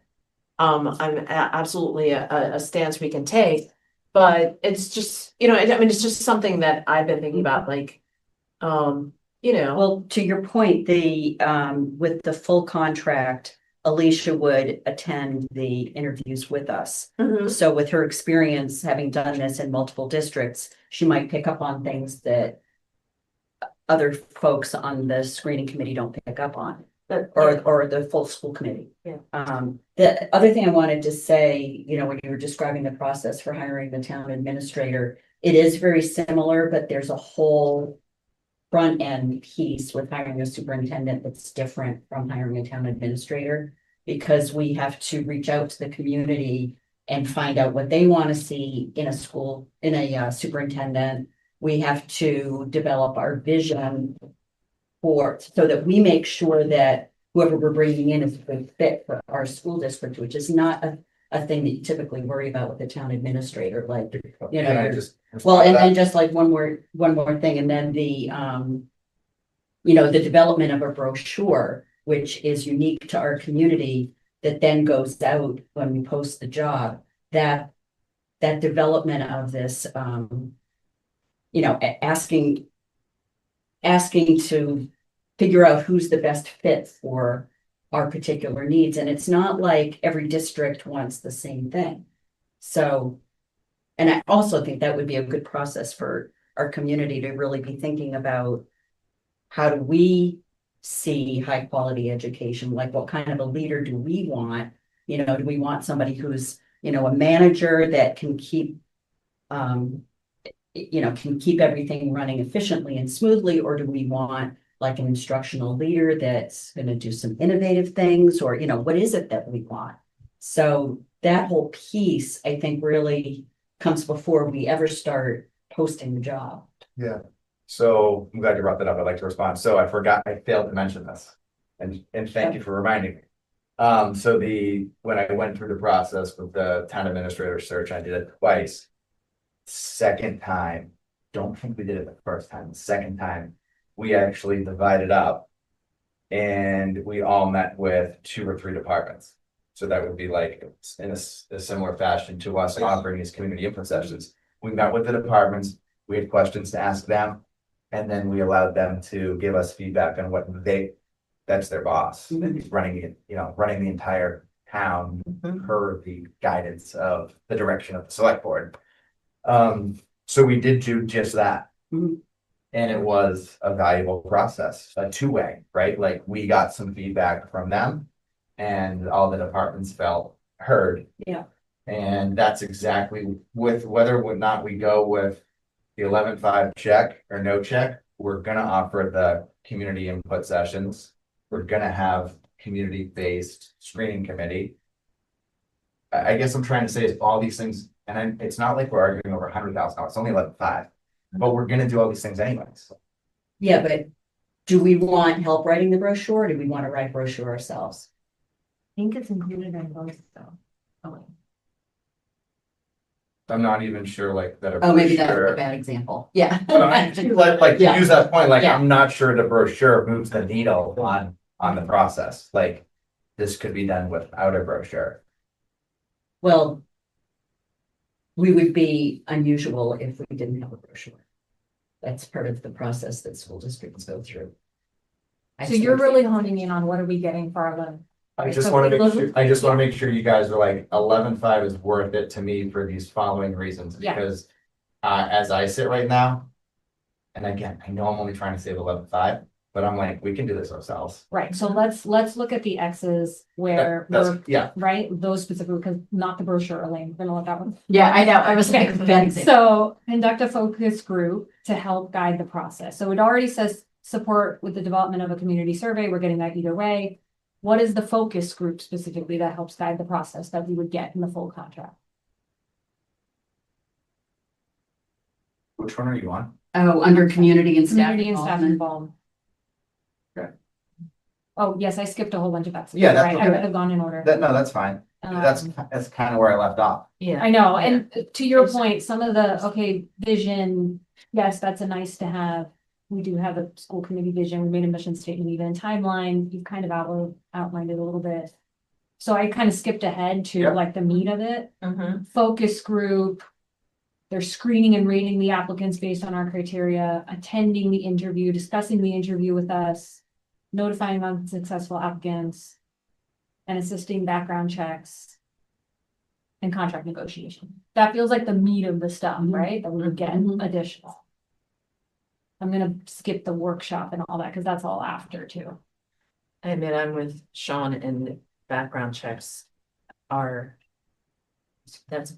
Yeah, and I mean, I've. Maybe HR. I mean, a trained HR professional should be able to run a strong background check, but I don't. Like, it never occurred to me we would use the town's HR department, so. And, So there are like legal background checks that the town could offer for us. okay, And then I think everyone's aware, but like. There's only so much that can be asked in an interview. Yeah. And there's only so much that can be disclosed by the other party as well. Right. Like you can't ask somebody how old they are. right, Like, by Yeah. way of example. Yeah. Because it's a legal process. So when you call someone's reference, you're likely gonna get, yes, they worked here, and this was the timeline that they worked. You can then, do some due diligence on your own and do some Googling and try to figure it out, or call a buddy or buddy's buddy or all this stuff. And try to figure out what the working relationship was, but when you're calling for a reference, if they're their listed reference, you're calling like the HR of the other town that they were at. You're not gonna get much, if anything, from those questions. Because there's legal implications of what's said during a conversation. Are you talking about the references that a person provides as part of their application? Yes, Oh, see, my experience is very different. Yeah, I mean, because I've been in this position where I've hired somebody and I've had to call their references. And the person usually provides references that can speak to specific things that they've done that relate to the job that they're applying for. So you talk about those experiences and how did that person handle it, and then you can ask follow-up questions about, you know, their leadership style or their management style or whatever, but and if they just say, well, they worked here, that's a bad reference. Yeah. So, you know, it's, And did you have a lot of conversations that kind of went surprisingly like, oh, yeah, that's not the person I would hire because they did this and that and. yeah, I mean, issues. You say that, You but can there definitely tell are by the clues person's- where you know right away. yeah, you can tell by the person's tone, you can tell by the lack of detail that they provide. Mhm. Yeah, I mean, it's a nuanced thing for sure, but it's an important part of the You have to process. know the clues. Did Yeah. Alicia say, so we know that there's a lot of districts they've done the full contract with, and it sounds like she mentioned those. What about the districts that they've just done technical? Yeah, I don't, I could ask her about that. I don't, she was just talking about the ones that I think she's supported with full contract, but I'm not 100% sure. So far we've talked about basically Alicia making the phone calls for 11-5. No, we're talking about, you mean the phone calls to The the references. references? Yeah, But also the phone calls to the candidates, like she would manage, you know, scheduling the interviews, coming to the interviews, notifying the unsuccessful that's candidates. not a huge lift. Like your subcommittee is gonna pick 3 nights. Probably, or 2 nights. And you're gonna reach out to the ones you want and say, this is your time slot. And You know, they're all I feel gonna. like we're getting a little dug in. I think we might be, we don't have to Well, be a unanimous vote. Like I feel like nobody's Good convincing anybody. Good point. I just, Yeah. you know, as we talk through these things, I just wanted.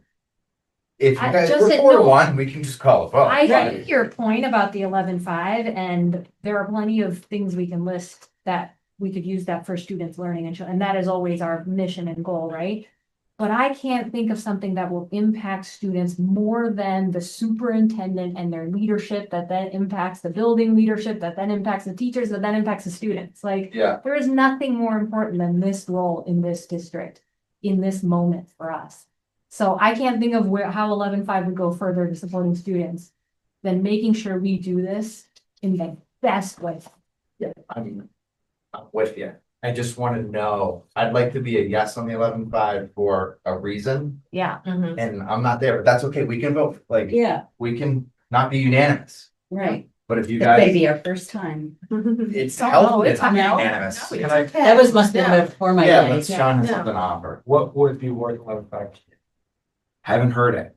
But that's. Yeah, that's what I'm like, saying, like. I honestly,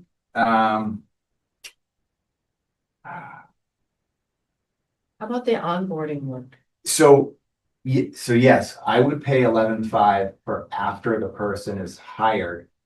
For how's it going, follow-up training, connect with a mentor, all that good stuff, because we're volunteers, we're busy, we don't have that expertise anyways, maybe some of us do. But, I would pay for 11-5, like, I'd be happy to pay for 11-5 for the first 180 days on a job or something like that, so that they feel supported and all that good stuff. But I personally feel confident that we're gonna have a great process. And a process where the community feels engaged. And everyone that's, you know, qualified applicant's gonna learn of it, and they're gonna go through the same process whether we write the 11-5 check or not. So maybe some more detail on the support professional development of the new superintendent, which is offered in that, Correct, the follow-up The is where I follow-up. see the value.